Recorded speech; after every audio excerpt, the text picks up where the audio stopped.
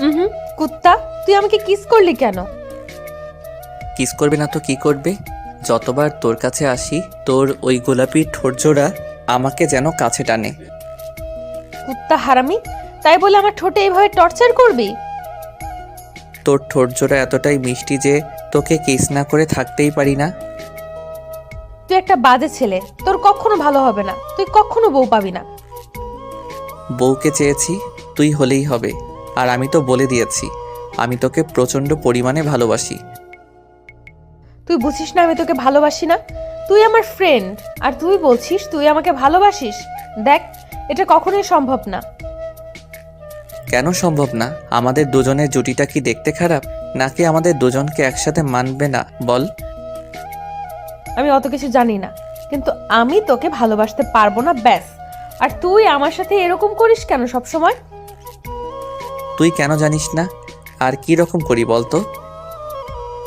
আমি অত কিছু শুনতে চাই না, বলছি না আমি তোকে ভালোবাসি না। আর তুই সব সময় আমার কাছে আসিস আর দুষ্টুমি করিস। আর কি রকম করিস?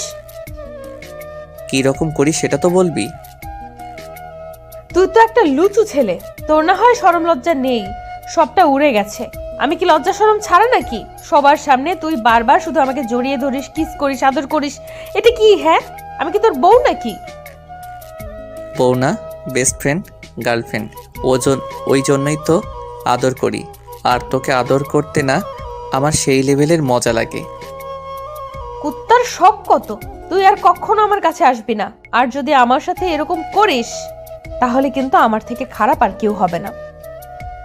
আমি জানি তুই তো আমাকে বারণ করবি, আমাকে ভালোবাসিস না, কিন্তু তুই তো আমাকে দূরে সরিয়ে দিতে পারবি না সেটাও জানি। তুই আমাকে ভালো না বেসে কি করে থাকিস আমিও সেটা দেখব।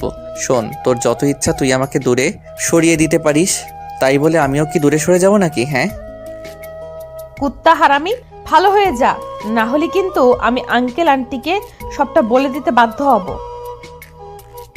তো বল, কে বারণ করেছে? তুই যত তাড়াতাড়ি বলবি আব্বু আম্মু বুঝতে পারবে ওরা যেটা ভাবতো সেটাই হয়েছে, আর তত তাড়াতাড়ি আমাদের বিয়েটা দিয়ে দিবে। আঙ্কেল আন্টি আবার কি ভাবতো? হ্যাঁ, এই কুত্তা, তুই কি উল্টাপাল্টা আর ভুলভাল বলেছিস আঙ্কেল আন্টিকে? আমি কেন ভুলভাল বলতে যাব? আব্বু আম্মু তো এমনিতেই ভাবতো তোর আর আমার মধ্যে রিলেশন আছে, আমরা দুজন দুজনকে অনেক বেশি ভালোবাসি। ওই জন্যই দুজন দুজনের সাথে সবসময় আঠার মতো লেগে থাকি। এখন তুই যদি সেটাই চাস তাহলে সত্যি হয়ে যাবে। আর যদি আব্বু আম্মুকে বলিস তাহলে তো ওরা ভেবেই নেবে আমাদের মাঝে রিলেশন আছে। কুত্তা, তোকে এসব কে বলতে বলেছে? আমি কি বলেছি নাকি? ওরা তো নিজে থেকেই ভেবেছে। আর শোন, এসব বলতে হয় না। এখনকার ছেলেমেয়েরা যেমন ফার্স্ট, তাদের আব্বু আম্মুদেরও তো একটু ফার্স্ট হতে হয় বল। তাই ওরা অ্যাডভান্স সবটা ভেবে নিয়েছে, কিন্তু পরে তো আমি ঠিকই তোকে ভালোবেসেছি।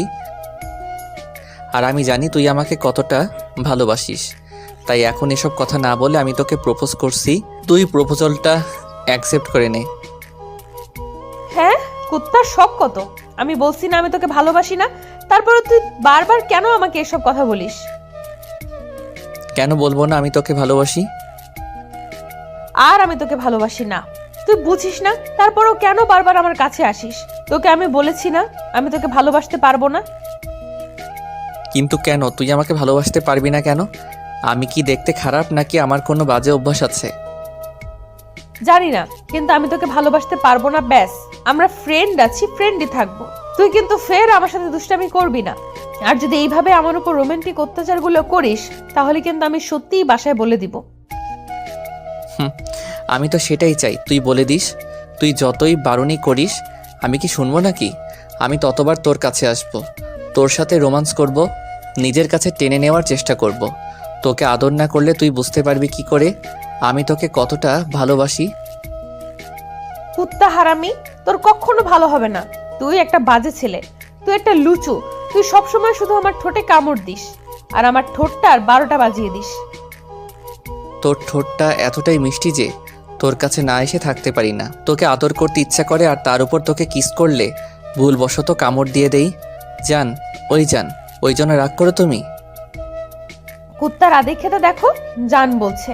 শোন, তোর এসব নাটক থামা। আমি বুঝতে পারছি তুই আমার সাথে মজা করছিস। কেউ তোর সাথে প্রেম করে না তো ওই জন্য তুই আমার সাথে এভাবে দুষ্টুমি করছিস, তাই তো? আমি তোর ফ্রেন্ড, তুই কিন্তু আমার সাথে এরকম করবি না, তাহলে কিন্তু আমাদের ফ্রেন্ডশিপটা নষ্ট হয়ে যাবে। তাই? সত্যি তো তুমি আমাকে ভালোবাসিস না? তোর সত্যি মনে হচ্ছে আমি আদিক্ষেতা দেখাচ্ছি, তোর সাথে দুষ্টুমি করছি? কেউ আমার সাথে প্রেম করে না বলেই আমি তোর সাথে এরকম মজা করছি, তাই তো? আচ্ছা একটা কথা বলতো, তুই কি সত্যি আমার সাথে ফ্রেন্ডশিপটা নষ্ট করে দিতে পারবি? আমার সাথে কথা না বলে থাকতে পারবি? একটা দিন আমার সাথে দেখা না করে পারবি থাকতে? জানি না, কিন্তু তুই আর আমার সাথে এরকম মজা করবি না, তাহলে কিন্তু আমি সত্যি আর কখনো তোর সাথে কথা বলবো না। আমি তোর কাছে না আসলে, তোকে ভালোবাসি কথাটা না বললে তোর খুব ভালো লাগবে, তাই না? তোকে ডিস্টার্ব না করলে তুই ভালো থাকতে পারবি তো? হ্যাঁ পারবো, তুই আর কখনো আমাকে ডিস্টার্ব করবি না, আর এসব কথা বলবি না, আমার ভালো লাগে না এসব। ও বুঝতে পেরেছি, তোকে ভালোবাসি সেটা বুঝতে পারছিস না, তাই তো? একটা সময় ঠিকই বুঝতে পারবি, কিন্তু আফসোস হচ্ছে তখন খুব বেশি দেরি না হয়ে যায়। কুত্তা, তুই আবারও সব কথা বলছিস? দেখ, তুই যদি সত্যি এসব কথা বলিস না, তাহলে কিন্তু আমি আর তোর সাথে যোগাযোগ রাখবই না। না না, তোকে আর তেমন কিছু করতে হবে না। আসলে আমি তোর কাছে আসলেই এসব কথা বলতে থাকবো, আর তোর এসব কথা ভালো লাগে না, তাই ভাবছি তোর সামনে আর আসবো না। তাতে যদি তুই একটু ভালো থাকতে পারিস তাতেই আমি হ্যাপি। তুই একটা সময় না ঠিকই বুঝতে পারবি আমি তোকে কথাটা ভালোবেসেছিলাম, কিন্তু আমি না তোকে বোঝাতে ব্যর্থ হয়ে গেলাম। আজকে 6টা মাস যাবত আমি তোকে বোঝানোর চেষ্টা করছি, তুই না বুঝতেই পারছিস না, কিন্তু একটা সময় না খুব বেশি ভালোবেসে ফেলবি আমাকে। আমি তোকে কখনোই ভালোবাসবো না, দেখিস? তোর মতো একটা কুত্তাকে ভালোবাসবো আমি? আমাকে না ভালোবাসলে অন্য কাউকে তো ঠিকই ভালোবাসবি। সে যদি তোকে মেনে না নেই, কষ্ট দেয়, তখন বুঝতে পারবি। আমিও 6টা মাস ধরে কতটা কষ্ট পেয়েছি তোর এই ইগনোরগুলোতে। তুই আমার সাথে ভালো করে কথা বলিস না, এমনকি আমাদের মাঝে যে ফ্রেন্ডশিপ ছিল তুই সেটা থেকেও কথা বলিস না। ঠিকই বলেছিস, আমি কুত্তা না হলে নির্লজ্জের মতো বারবার তোর কাছে আসতাম না। আসলে কি বলতো, ভালোবাসি তো, ওই জন্য না তোর থেকে দূরে সরেও থাকতে পারি না। তুই টেনশন করিস না, আমি তো তোর কোনো কথাই ফেলতে পারি না। তুই একটা আবদার করছিস আমার কাছে, আমি সেটা রাখার চেষ্টা করব। তুই আর এখন থেকে আমাকে এরকম দুষ্টুমি করতে দেখবি না। ঈশান কথাগুলো বলে সেখান থেকে মন খারাপ করে চলে গেল। মিম ভাবলো হয়তো পরে সবটা ঠিক হয়ে যাবে। ঈশানের এরকম দুষ্টুমি আর পাগলামিগুলো মিমের ভালো লাগে না, তাই বারবার ওকে ফিরিয়ে দেয়। মিম আর ঈশানের ফ্রেন্ডশিপটা এমন পর্যায়ে গেছিল যে ওরা একজন আরেকজনকে ছাড়া চলতে পারতো না। কারো মন ভালো থাকলে অন্যজন যেন দায়িত্ব নিয়ে সেটা দূর করে দিত। একটা মেয়ে আর একটা ছেলে কখনো শুধু ফ্রেন্ড থাকতে পারে না, তাদের মধ্যে কেউ না কেউ কারো প্রতি দুর্বল হবেই। আর ঈশান মিমের প্রতি প্রচণ্ড দুর্বল হয়ে গেছিল, সেটাও বেশ ভালোভাবে বুঝতে পেরেছিল। তারপর থেকেই ঈশান ওকে বোঝানোর চেষ্টা করে, কিন্তু মিম যেন বুঝতে চায় না, তাই ঈশানও ওকে একদিন প্রপোজ করে দেয়। ঈশান যখন আমাকে প্রপোজ করেছিল সেদিন অনেক অবাক হয়েছিলাম। তারপর একটা সপ্তাহ রাগ করে ওর সাথে কথা বলিনি। তারপর ঈশানের জোরাজোরিতে কথা বলতে বাধ্য হয়েছিলাম। মিম ঈশানের সাথে কথা না বলে থাকতে পারছিল না। ঈশান ভেবেছিল মিমকে অন্যভাবে বোঝাতে পারবে ওকে কতটা ভালোবাসে, তাই সময় অসময়ে মিমকে কাছে টেনে নেয় আর নিজের স্পর্শগুলো দিয়ে ভালোবাসাটা বোঝানোর চেষ্টা করে। মিম ততবারই রিয়্যাক্ট করে। আজকেও ঠিক তেমনটাই হলো। ওদের মাঝে কি কথা হলো সেটা তো আপনারা জানতেই পারলেন। তো এই ঘটনার পর 7টা দিন ঈশান আর কলেজে যায়নি, মিমের সাথেও দেখা করেনি, এমনকি যোগাযোগটাও করেনি। ঈশান ভেবেছিল মিম হয়তো নিজে ওর সাথে যোগাযোগ করার চেষ্টা করবে, কিন্তু মিম রেগে ওর ইচ্ছে করে ওকে আর কল করেনি। ভেবেছে হয়তো কল করলেই ওইভাবে দুষ্টুমিগুলো করবে। ঈশানের বেশ খারাপ লাগছিল, তাই ঈশানও রাগ করে ওর সকল যোগাযোগের মাধ্যমগুলো বন্ধ করে দেয়। মিম 10টা দিন পর বুঝতে পারে ও কিছু একটা খুব মিস করছে, কারণ ঈশান ওর লাইফের কতটা জুড়ে আছে সেটা শুধু ওই জানতো। কিন্তু রাগ আর অভিমানের কারণে ঈশানের এরকম কর্মকাণ্ডে ও রেগে গিয়ে ওকে দূরে সরিয়ে দিতে চাইছিল। যখন দূরে সরে গেছিল, ওর সাথে যোগাযোগ করছিল না, তখন ও খুব ভালো আছে ভেবেছিল। কিন্তু 10টা দিন পর্যন্ত যখন ঈশান আর দেখতে পেল না, ওর সাথে যোগাযোগ করলো না, তখন মিমের খুব খারাপ লাগলো। ভাবলো ঈশান কষ্ট পেয়েছে, তাই ওর সাথে যোগাযোগ করার চেষ্টা করলো। কিন্তু ঈশানের নম্বর ফেসবুক, হোয়াটসঅ্যাপ, মেসেঞ্জার সব জায়গা থেকেও ডিঅ্যাক্টিভ হয়ে গেছে আর নম্বরগুলো বন্ধ করে রেখেছে। ঈশান ভেবেছে সম্পর্কটা হওয়ার কখনো সম্ভব না, তাই ওকে আর ডিস্টার্ব করবে না। আরও একটা সপ্তাহ কেটে গেল এর মাঝে। ঈশানের মিমের সাথে দেখা হয়নি, তাই ও বেশ অস্থির হয়ে আছে। তারপর উপায় না পেয়ে শেষ পর্যন্ত ওর বাসায় চলে আসে। ঈশানের আম্মু ওকে দেখে অনেকটা খুশি হয়, ওকে নিয়ে বসিয়ে দেয়। তখন মিম বলে, আন্টি, তোমার ছেলে কোথায়? কি জানি, সেই সকালে বের হলো, কিছু তো বলেও বেরোলো না। আচ্ছা তুমি ওয়েট করো, আমি ওকে কল করছি। না না থাক, কল করতে হবে না। আসলে ওর সাথে কয়েকটা দিন যাবৎ যোগাযোগ নেই, ওর নম্বরগুলো বন্ধ করে রেখেছে, তাই ওর কিছু হলো কিনা সেটা জানার জন্য আসছিলাম। না না, বাদর ছেলে আবার কি হবে, তুমি টেনশন করো না, ওর কিচ্ছু হবে না। শোনো, আমি ওকে কল করছি, তুমি একটু বসো। আম্মু ঈশানকে কল করলো, ও রিসিভ করে বলল, আম্মু বলো কি হয়েছে? কি আর বলবে, বাসায় গেস্ট আসছে আর তুমি কিনা বাসার বাইরে এভাবে ঘোরাঘুরি করছো। এখনই বাসায় আসো। সেটা ঠিক আছে, কিন্তু কে আসছে সেটা তো বলবে। আর এই অসময়ে ফোন দিলে আমি তো বলে আসলাম যে আমি আড্ডা দিতে আসছি। কে আসছে তুমি বুঝতে পারছো না? আজকে 2টা সপ্তাহ যাকে ইগনোর করছো সে আসছে। তুমি নাকি সব জায়গা থেকে মিমকে ব্লক করে রেখেছো, নাম্বারটা বন্ধ করে রেখেছো, তোমার সাথে ও যোগাযোগই করতে পারছে না। আম্মু মিমের দিকে এগিয়ে আসলো, তারপর ওকে ফোনটা দিয়ে বলল, এই নাও, মিমের সাথে কথা বলো। মামুনি তোমরা কথা বলো, আমি আসছি। আম্মু চলে গেলে মিম ফোনটা কানে নিয়ে বলল, হ্যালো, কেমন আছিস তুই? মিমের কথা শুনে ঈশান চুপ করে রইল। মিম আবারও ওর সাথে কথা বলার চেষ্টা করলে ঈশান কলটা কেটে দিল। মিমের মনটা খারাপ হয়ে গেল। ঈশান জানে মিম কষ্ট পাবে, তারপরও ওকে ইগনোর করলো, কারণ ঈশান চায় না ওর সাথে যোগাযোগ রাখতে। তাতে হয়তো ওর প্রতি আরো দুর্বল হয়ে যাবে, ওকে নিজের কাছে পেতে চাইবে, তাই ওর সাথে যোগাযোগ করতে চান না। মিম মন খারাপ করে বসে আছে। আম্মু এসে বলল, মামুনি কি হয়েছে, তুমি এভাবে মন খারাপ করে আছো কেন? আন্টি কিছুই হয়নি, এমনি। আমি বাসায় চলে যাচ্ছি, তোমার ছেলে আসলে বলবে আমাকে একটু কল করতে। কোনো তোমার সাথে কথা বলেনি? না, বললো ব্যস্ত আছে। আম্মুকে আর কিছু বলার সুযোগ না দিয়ে মিম উঠে বাসার দিকে চলে গেল। বিকালে ঈশান বাসায় আসলে আম্মু ওকে মিমের কথাগুলো বলল। ঈশান আরো 4-5টা দিন কলেজে গেল না। অন্যদিকে মিম ওকে না দেখে থাকতে পারছিল না। ওর ভেতরে একটা শূন্যতা কাজ করতে শুরু করেছিল। মিম তখন বুঝতে পারছে ও ঈশানকে খুব বেশি মিস করছে। ওকে ভালোবাসে কিনা সেটা জানে না, তাই জানার চেষ্টা করছিল ওকে ভালোবাসি কিনা।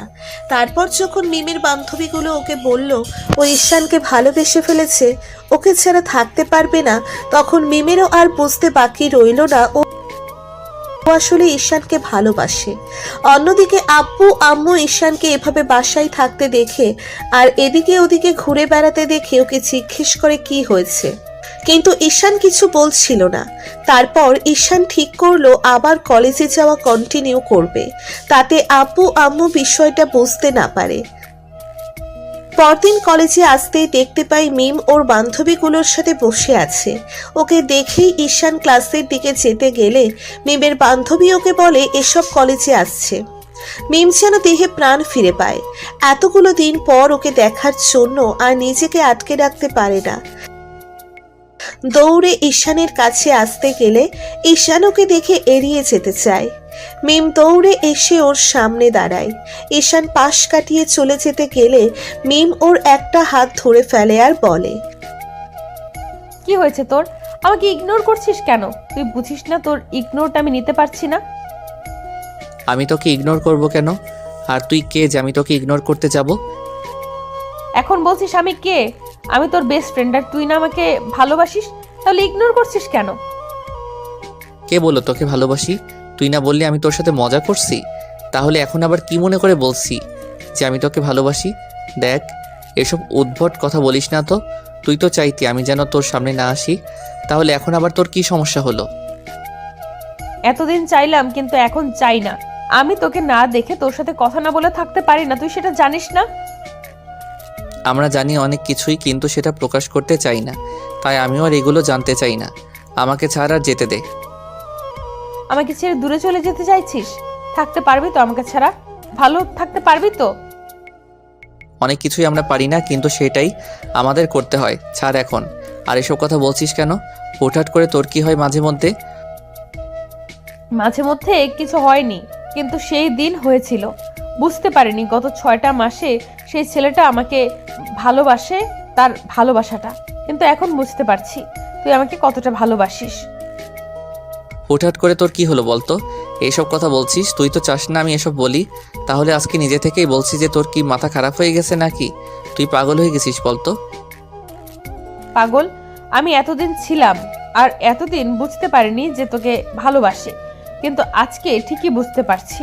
তুই প্লিজ আমাকে এইভাবে এড়িয়ে যাস না। তোর ইগনোরটা আমি নিতে পারছি না, আমার খুব বেশি কষ্ট হয়। প্লিজ আমাকে এইভাবে দূরে সরিয়ে দিস না। কিন্তু তুই নিজেই যাস না আমি তোর কাছে আসি, তাই তোর থেকে দূরে সরে যাওয়ার চেষ্টা করছি। এখন হাতছাড়া, আমাকে যেতে দে। কিন্তু আমি এখন চাই তুই আমার কাছে থাক, আমাকে ভালোবাসিস, কিন্তু আমাকে দূরে সরিয়ে দিস না। যেটা হবার নয় আমি সেটা নিয়ে ভাবতে চাই না। তোর এখন এটা এমনটা মনে হচ্ছে, কিন্তু পরে ঠিকই মনে হবে আমি তোর উপর অধিকার চাপিয়ে দিয়েছিলাম। এখন এসব কথা না বলে সর, আমাকে যেতে দে। ভালোবাসিস তাহলে ইগনোর কেন করছিস? তুই জানতি না আমি একটা সময় তোকে ভালোবাসবো? তুই তো বলতি, আর সেটাই হয়েছে। তাহলে এইভাবে কষ্ট কেন দিচ্ছিস? তুই বুঝিস না আমি তোর ইগনোরটা নিতে পারি না, তোকে কত বেশি ভালোবেসে ফেলেছি। আগে তো সেটা বলিসনি, আর তুই চাইতি আমি তোর সামনে যেন না আসি। আমি কি সেটা একবারও মন থেকে বলেছি? তুই কেন বুঝিস না? আমি তোকে অনেক বেশি ভালোবেসে ফেলেছি, প্লিজ আমাকে কষ্ট দিস না। তুই যে আমাকে এতদিন কষ্ট দিলি তার বেলায়? বললাম তো ভুল হয়েছে। সত্যি তো? আর কখন এরকম ভুল হবে না? আমাকে দূরে সরিয়ে দিবি না তো? আবার মনে হবে না তো তুই আমাকে ভালোবাসিস না? তেমন কিছু না। মনে হওয়ার আগে আমি আঙ্কেল আন্টিকে বলবো যেন আমাদের বিয়েটা দিয়ে দেয়। ওরে শালা, তুই দেখে এত অ্যাডভান্স রোমান্স করার এত ইচ্ছা? জানি না, কিন্তু তোকে আমি আর হারাতে চাই না। আমি তোর এই কয়েকটা দিনের ইগনোরটা মেনে নিতে পারিনি, তাহলে সারা জীবনের জন্য তোকে হারিয়ে ফেলি কি করে থাকবো বলো? এত কথা বলছিস, কিন্তু একটাবারও কিন্তু প্রপোজ করলি না, আর বললি না তুই আমাকে ভালোবাসিস। সব কথা মুখে বলে দিতে হয় না গাধা, তারপরেও বলছি আমি তোকে অনেক বেশি ভালোবাসি। এবার একটা বার আমাকে জড়িয়ে ধরো। জড়িয়ে ধরলে তো তোকে আমার আদর করতে ইচ্ছা করবে, তখন করলে করবে, কিন্তু তুই আমাকে দূরে সরিয়ে দিস না প্লিজ। এখন আদর করো। ভালোবেসে চান আপনার ভালোবাসার মানুষটিকে, ভীতু মানুষের মতো পছন্দের মানুষটাকে প্রপোজ করার ভয়ে হারিয়েন না। কি ভয় পাচ্ছেন যে প্রপোজ করার পর সে আপনাকে রিজেক্ট করবে? আরে ভাই, আগে প্রপোজ তো করেন। ভালোবাসার মানুষটিকে আঠার মতো আগলে রাখুন। আরে তোমাদেরকে বলছি, গল্প শেষ। ভিডিও কেটে চলে যাচ্ছ? সাবস্ক্রাইব করবে কে? আর হ্যাঁ, যারা পেজ থেকে ভিডিও দেখছো ফলো করতে ভুলবে না কিন্তু। টাটা, আল্লাহ হাফিজ।